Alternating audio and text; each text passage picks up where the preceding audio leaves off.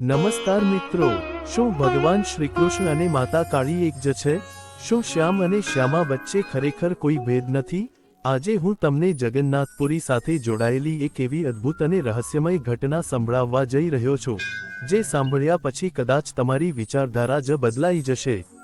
આ કથા શરૂ કરતા પહેલા, જો તમે સનાતન ધર્મ, ભગવાન શ્રીકૃષ્ણ અને માતા કાળીની આવી જ દુર્લભ કથાઓ જાણવા માંગતા હો, તો વિડીયોને લાઈક કરો, ચેનલને સબસ્ક્રાઇબ કરો અને કમેન્ટમાં જરૂર લખો, જય શ્રી કૃષ્ણ, જય માં કાળી।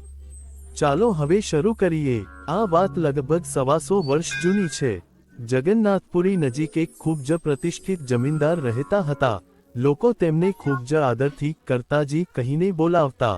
તેઓ ભગવાન વિષ્ણુના પરમ ભક્ત હતા અને તેમણે એક મહાન વિદ્વાન પંડિત પાસેથી વૈષ્ણવ સંપ્રદાયની દીક્ષા લીધી હતી। પરંતુ આ પંડિતજી વિશે એક એવું રહસ્ય હતું, જે બહુ ઓછા લોકોને ખબર હતી। દિવસ દરમિયાન તેઓ વૈષ્ણવ પરંપરાનું પાલન કરતા, પરંતુ રાત્રે એકાંતમાં માતા કાળીની ઉપાસના કરતા। તેમના માટે ભગવાન શ્રીકૃષ્ણ એટલે શ્યામ અને માતા કાળી એટલે શ્યામા, બંનેમાં કોઈ ભેદ નહોતો। તેઓ માનતા હતા કે પરમાત્મા એક જ છે, માત્ર સ્વરૂપો અલગ છે। પરંતુ દરેક સારા માણસના વિરોધીઓ હોય છે। કેટલાક લોકો પંડિતજીની લોકપ્રિયતા જોઈને ઈર્ષ્યા કરવા લાગ્યા। તેમણે કરતાજીના મનમાં શંકાનું બીજ વાવવાનું શરૂ કર્યું। તેમણે કહ્યું, તમારા ગુરુ બહારથી વૈષ્ણવ છે, પરંતુ છુપાઈને માતા કાળીની પૂજા કરે છે।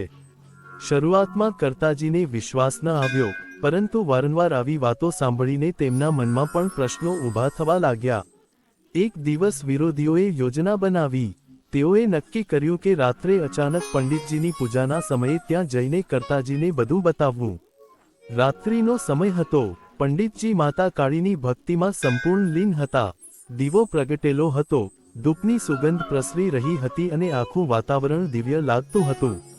એવામાં અચાનક દરવાજો ખુલ્યો। કરતાજી અને બીજા લોકો અંદર આવી પહોંચ્યા। એક ક્ષણ માટે પંડિતજી ગભરાઈ ગયા।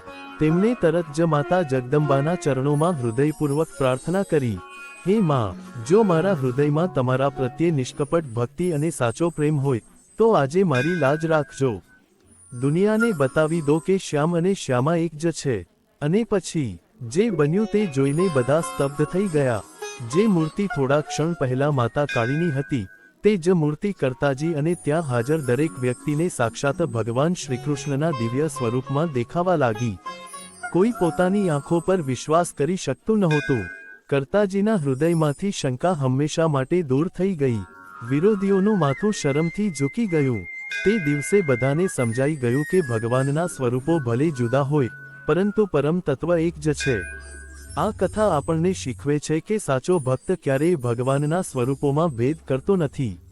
શ્રીકૃષ્ણ હોય કે માતા કાળી, શિવ હોય કે વિષ્ણુ, દરેક સ્વરૂપમાં એક જ પરમ ચૈતન્ય કાર્ય કરે છે। મિત્રો, તમને શું લાગે છે? શું શ્યામ અને શ્યામા ખરેખર એક જ પરમ તત્વના બે સ્વરૂપ છે? તમારો અભિપ્રાય કમેન્ટમાં જરૂર લખજો। જો તમને આ દિવ્ય કથા પસંદ આવી હોય, તો વિડીયોને લાઈક કરો, તમારા પરિવાર અને મિત્રો સાથે જરૂર શેર કરો અને આવી જ દુર્લભ સનાતન કથાઓ માટે અમારી ચેનલને સબસ્ક્રાઇબ કરવાનું ભૂલતા નહીં। જય શ્રી કૃષ્ણ, જય માં કાળી, જય સનાતન ધર્મ।